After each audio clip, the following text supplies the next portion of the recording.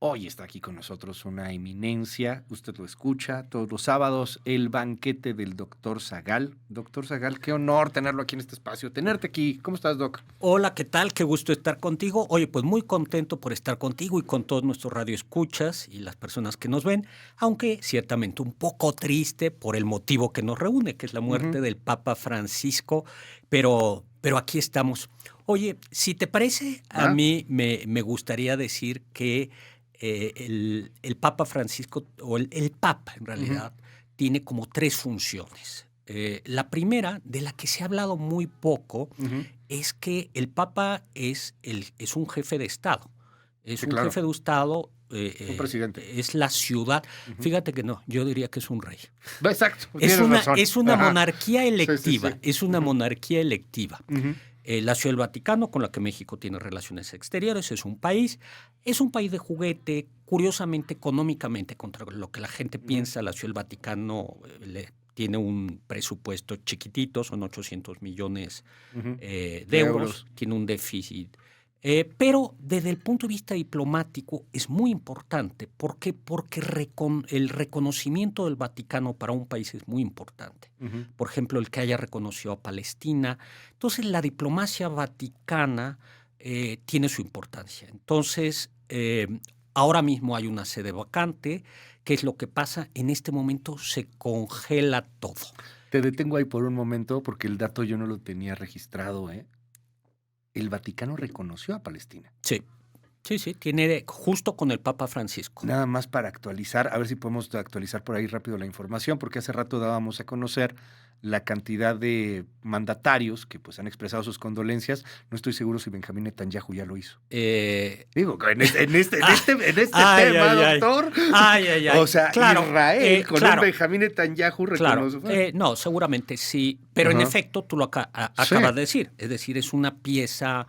El Vaticano, a ver, no es que vaya a inclinar el fiel de la balanza, No, no, no, pero, pero pero el reconocimiento, cuando el ujú, Vaticano reconoce un Estado, todo el mundo busca el reconocimiento del Vaticano. O sea, su diplomacia, justo como no tiene ejército, porque la ujú, Guardia Suiza, pues nomás no, siempre ha tenido una diplomacia muy, muy activa. Entonces, es esto, ¿no? Está en sede vacante, en este momento el que manda es el Camarlengo ujú, y se congela. Es interesante el modelo que tienen porque entonces el Camarlengo es el que administra los bienes, ujú, pero le ponen a un comité de 3 cardenales, de 4 o 5 cardenales que se renueva creo que cada 2 días. ujú, De suerte que lo van controlando para que okey, no pueda haber prácticamente, no puede firmar ningún cheque ujú, prácticamente, ¿no? Esa es una primera idea. La segunda idea es que es jefe de la Iglesia Católica, es decir, para los católicos es una figura religiosa, es el representante de Cristo en la tierra. Y bueno, pues el catolicismo, aunque es una religión que va en crisis en algunos lugares, como nuestro país, como Europa, es una religión muy pujante en países como África y como Asia. Y eso va a ser importante ujú, cara a la elección. Y el tercero es que todos los papas, pero este papa ha sido un líder moral, un líder de opinión. Y aquí me gusta decir, y es un líder tan importante en nuestro país, que te acordarás que la ex candidata Xochitl va a visitarlo y a los a dos los días, nada, nada, va ujú, Sheinbaum. Y justo ayer la presidente Sheinbaum salió a recordar ujú. que era muy importante. Entonces, claro, digamos, para el juego electoral mexicano, la foto con el Papa daba rating, daba Sí, por votos. supuesto. Entonces, esto habla de que los papas siempre han sido como, además de esto, como líderes morales, algunos menos, algunos más. Eh, Juan Pablo II aglutinó, por ejemplo, a Polonia y Ujú, bueno, fue importante en la caída del muro de Berlín y este papa fue con este estilo dicharachero, muy ujú. entrón, muy, muy directo, a veces muy brusco, pero con buen humor, fue un líder como muy importante, ¿no? Creo que pones aquí, doctor, platicamos con el doctor Zagal y preguntas abiertas para todo nuestro auditorio 5640-05-1025, 5640-05-1025. por favor, escríbanos y es un privilegio poder platicar y preguntar directamente aquí al doctor Zagal. El Papa hoy está en todas las primeras planas de los medios de comunicación más importantes del planeta. El Financial Times habla de cómo el Papa llegó con un estilo progresista, dice en su primera plana, Financial Times, con un estilo progresista en un momento o en un mundo de polarización y populismo. Claro, hay que, mira, yo tengo un amigo que decía, un amigo argentino bastante conservador, Que por cierto nunca regresó a Argentina. y me dijo, mira, che, ustedes no van a entender a Francisco porque es peronista. Porque es de izquierda. Sí, él me dijo, me dijo, no es de izquierda, Sí. él es peronista. Entonces, ¿cómo llegó el Papa? Llegó el Papa en un momento muy duro para la Iglesia. Ujú. Hay que decir que el tema de los escándalos de pederastia y Claro. y de encubrimiento de abusos sexuales fue verdaderamente devastador, porque ahí está, y el Papa llega en este momento con este estilo, con una mano dura, quizá Ujú. debió de haber sido un poquito más dura, pero bueno, a decir las cosas por su nombre, esto está mal, a un acercamiento, y además, en efecto, coincide, como tú lo observas, Ujú. con un momento en el que muchos otros líderes son disruptivos. Trump, el mismo Zelensky, gente que vamos a decirlo así, rompía con los protocolos, dejaron de usar corbata. Ujú. Y entonces, en este sentido, el Papa, y eso de ninguna manera es una crítica a la Iglesia, ¿no? Sino al contrario, la Iglesia también recoge ese entorno, ese estilo. Entonces, Ujú. el Papa se corresponde, como lo observas tú, a un estilo de hablar. Si Boric ya no usa corbata, y si Petro llega, le dicen que hay que llegar de etiqueta con el rey de España y él llega vestido Ujú. de corbata roja, el Papa Francisco va rompiendo también con protocolos. Dejó de usar los zapatos rojos que tenían un simbolismo. Entonces, también en este sentido es disruptivo y en este sentido llega en un momento como muy, muy oportuno, ¿no? Ahora, Llega tan disruptivo, doctor, que en el momento en donde sale a la plaza de San Pedro, donde ya es Francisco, empieza su papado con una broma.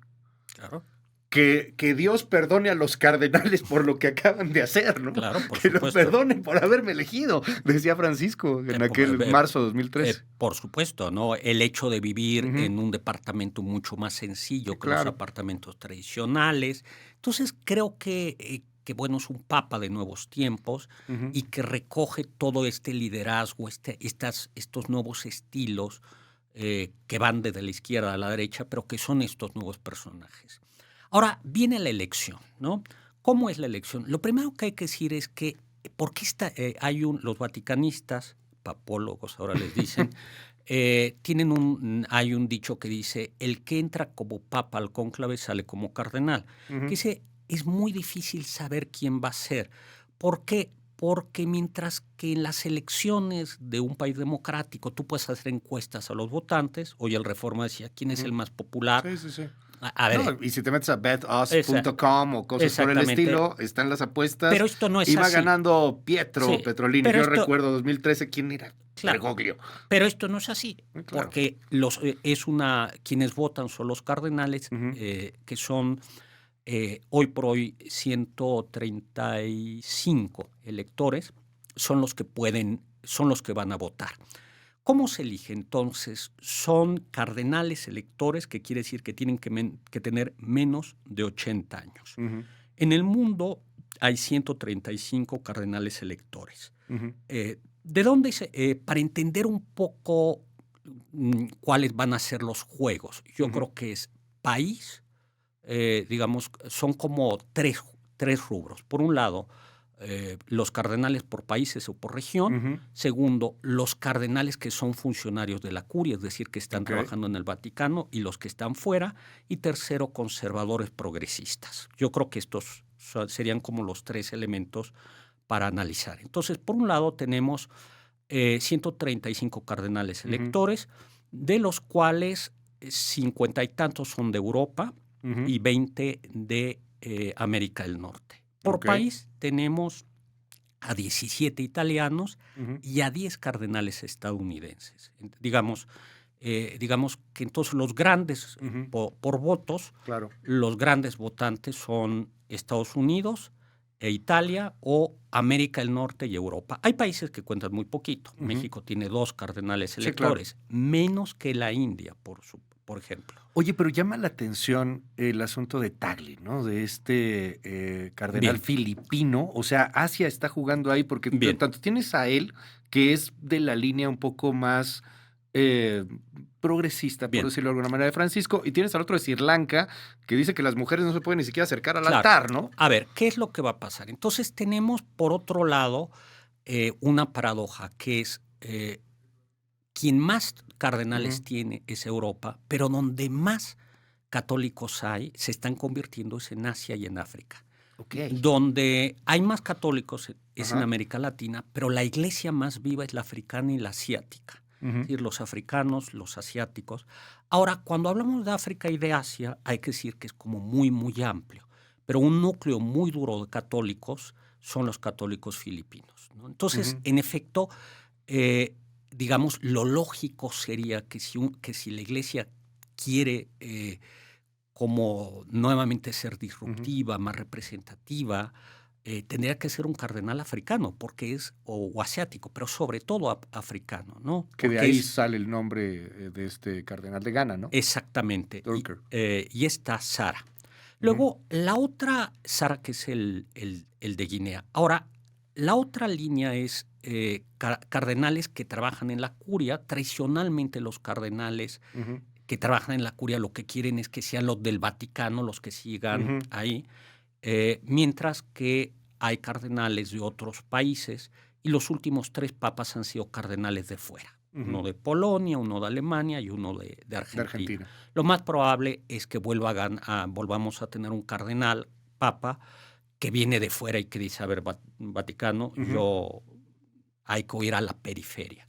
Y tercero, lo que tú dices, conservadores, Ujú. em, progresistas. Yo creo que el ejemplo de más, digamos, más progresista es el cardenal de Luxemburgo, que es un chavo de 60 y tantos años, que para el Jovenazo. jovenazo para los Ujú. cardenales, jesuita, y que claramente se ha nombrado por el Papa Cardenal y que Ujú. claramente, por ejemplo, se ha expresado diciendo que el tema del celibato sacerdotal tendrá que ser optativo para los sacerdotes. Okey, el más progresista que hay. Y lo ha dicho, Sí, ¿no? claro. O sea, Ajá. lo ha dicho. Yo creo, ese es. Y del otro lado, el cardenal, yo creo que más conservador es Burke, que es un cardenal que fue de San Luis, Missouri, que se Ujú. peleó con el Papa le quitó el departamento pontificio que tenía en el Vaticano, Ujú. un departamento en el Vaticano, y que agrupa pues a todo este conservadurismo y que además tiene una cercanía con Trump, Ujú. ¿no? O sea, Eso, dicen que es el candidato de Trump, ¿no?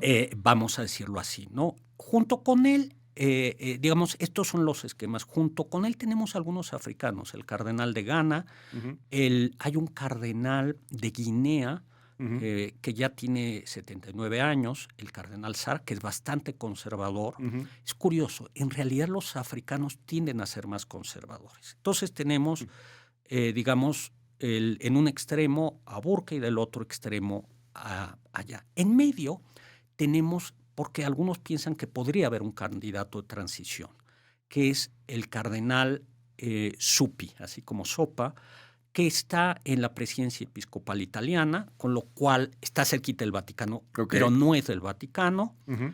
Es un cardenal con un gran sentido de justicia social, Okey.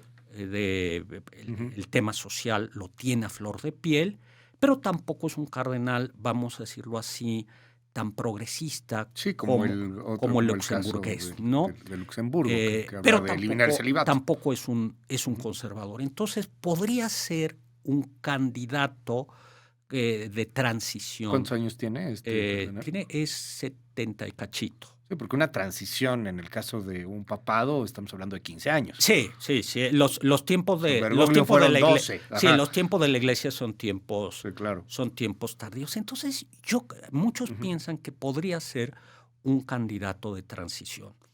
Aunque, como tú observas, vamos a decirlo así, eh, para llenar, Ujú. porque el Papa Francisco, la verdad es que ocupó en como como líder de opinión, como líder moral, sí necesitaría ser, pienso yo, es mi personalísima opinión, un cardenal africano. Te voy a decir por algo, porque el simple hecho de ser africano lo blindaría contra muchos ataques. De ahí que vienen varias preguntas y esta se repite constantemente. Es el 5640-05-1025, 5640-05-1025. ¿Qué representa el Papa Negro? Hay ahí todo un mito alrededor, hay una conspiración. No. Hay todo lo que tú digas. Esto tiene que ver mucho con estas famosas profecías de Nostradamus. Que por cierto, vea el podcast de Nostradamus que hicieron aquí el doctor Zagal en el banquete, es buenísimo. Y tiene Nostradamus un recetario de confites. O sea, sí, claro. Entonces Nostradamus dijo muchas cosas y todo, y le han ido arreglando. Y lo único real que sabemos que escribió bien es recetario de dulces. Entonces aquello porque habla del Papa Negro y qué pasaría, el mito, y que se acaba la iglesia y el mundo y el apocalipsis y no sé tanta cosa. Sí, pero a ver, Nostradamus lo que dice varias cosas como muy generales y pues claro, se van arreglando. O sea, una vez que sucede esto, cuando fue elegido el Papa Francisco, dijeron se cumplió la profecía de Nostradamus porque tradicionalmente al jefe o al superior de los jesuitas se le conocía como el Papa Negro. Así se le conocía en el ambiente del Vaticano. Entonces hubo gente que dijo, ya se cumplió la profecía de Nostradamus, porque ya tenemos al Había quien decía que era Obama. Sí. O sea, que no era el Papa, sino que era el presidente de algo. Ahora, ¿no? lo que sí es cierto es que si fuera un candidato africano, si fuera un Papa africano, yo creo que sí sería muy bonito para la Iglesia, porque sería romper con un estereotipo. Con otro, ya rompieron con Francisco en el primero. Pero este sería, yo creo que más, ¿no? Un país, un continente oprimido, esclavizado. Si llega de África, pues vamos a ver, es que sí hay intriga y sí hay que conocer los tejes-manejes del Vaticano. Entonces, un candidato externo y de un país africano tendría pues que mover esa maquinaria le costaría trabajo, pero al mismo tiempo se despertaría como mucha atracción, mucha popularidad. Ahora, ¿qué hace falta? Hacen falta 2/3 del voto para ser elegido papa en el cónclave. El primer día de la elección solo hay una votación y se dice que es como una especie de primera vuelta y seguramente lo que hay ahí se va viendo cuáles son los más candidatos. En estricto sentido, no podemos conocer lo que sucede dentro del cónclave. Dicen aquí en el WhatsApp, esta pregunta se repite desde ayer y se repite varias veces. ¿Puede y por qué no puede haber una papa mujer?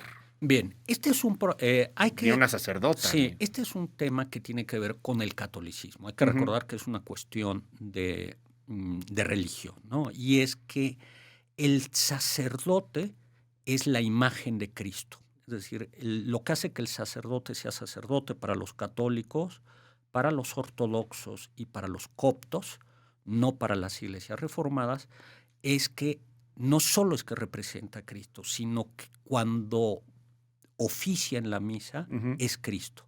Y entonces Dios decidió que Cristo fuera varón y por tanto los sacerdotes solo pueden ser varones.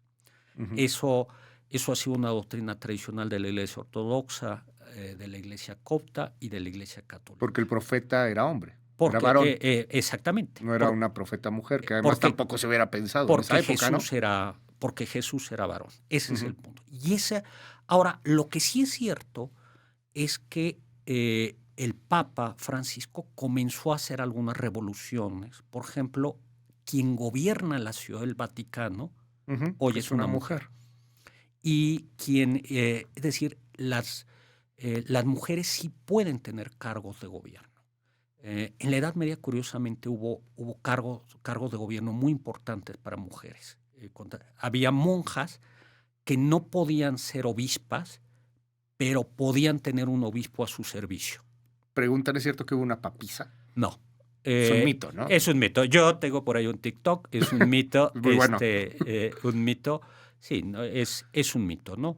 ¿Es cierto que se tocan genitales antes para determinar que no haya una mujer presente en el cónclave? Dice por ahí Pero es lo que pregunta el auditorio. Coco García está aquí diciéndome que me voy a condenar en el fuego eterno. Pues es el auditorio. 5640-05125. Se va usted a condenar por preguntarle eso al doctor Zagal. ¿Es cierto, doctor? Pues mira, se decía que había una ceremonia que era algo así como la del tocatorio, en donde decían que llegaba un subdiácono sentado el Papa en un trono y decía penden y penden bien. Ok. Para decir, pero no, esto no existe. Esto tiene su origen en que en la iglesia de Santa María la Mayor o de San Juan de Letrán, una de estas, había una silla donde el Papa por humildad llegaba y era un trono muy incómodo, deliberadamente muy incómodo. Y entonces quedaba como con una chueco. Exactamente. Pero no. Hay otras cosas que sí son reales, muy, muy reales, muy estudiadas. Por ejemplo, papas que hubo con hijos. Okay. A mí siempre me gusta decir que papas en la cárcel, ¿no? También llegó a ver. No que yo sepa, pero yo creo que sí hubo papas que debieron de haber estado. Sí, bueno, es que eran los reyes del mundo en algún momento. Hay, rápidamente, si me da tiempo, una anécdota que lo dice Boccaccio en el Decamerón, que del siglo XIV, dice que él convence un católico a un judío que se convierte, le dice el judío, bueno, pero antes voy a ir a Roma, y dice, pues ya se fregó el asunto. Ya. Porque dice, Roma, va a ver. Y se convierte este hombre y tiempo después él le pregunta a él y le dice, oye, aquí entre nos, ¿cómo después de ver la Roma de los papas te convertiste? Y dijo, dice, pues porque después de ver que eran sodomitas, avariciosos, fornicadores, dice que eso funcione solo se entiende de una manera divina. O sea, este testimonio es muy relevante porque quiere decir que incluso ya en el siglo XIII ya había una relevancia, pues, la iglesia era lo que tú acabas de decir, no solo los papas, sino los arzobispos eran cargos. No, era el poder del mundo. Tal cual. Era el poder del mundo. Tal cual. Entonces, por supuesto, estas cosas las sabía. Doctor Zagal, un honor tenerte aquí en este espacio. Te escuchamos el sábado, por supuesto, todos los sábados. Tarde. Ahí estamos. 5 de la tarde, el banquete del doctor Zagal. Además, puede usted encontrar el podcast en la plataforma de podcast favorita. Ahí descargue el banquete del doctor Zagal. No se va a arrepentir, de verdad. Gracias, doctor. Gracias a ti. Y nada más dos cosas ahí. La primera, gracias aquí por la aclaración. Benjamín Netanyahu no ha expresado condolencias. Quien expresó condolencias fue Isaac Herzog, el presidente de Israel, y lo hizo de esta manera. Envió mis más sinceras condolencias al mundo cristiano y en especial a las comunidades cristianas de Israel por la pérdida de su gran padre espiritual, su santidad, el Papa Francisco. Eso uno. Y dos, no va Sheinbaum a los funerales, pero sí va Rosa Isela Rodríguez, la secretaria de Gobernación. Acaban de anunciarlo de esta manera en la mañanera.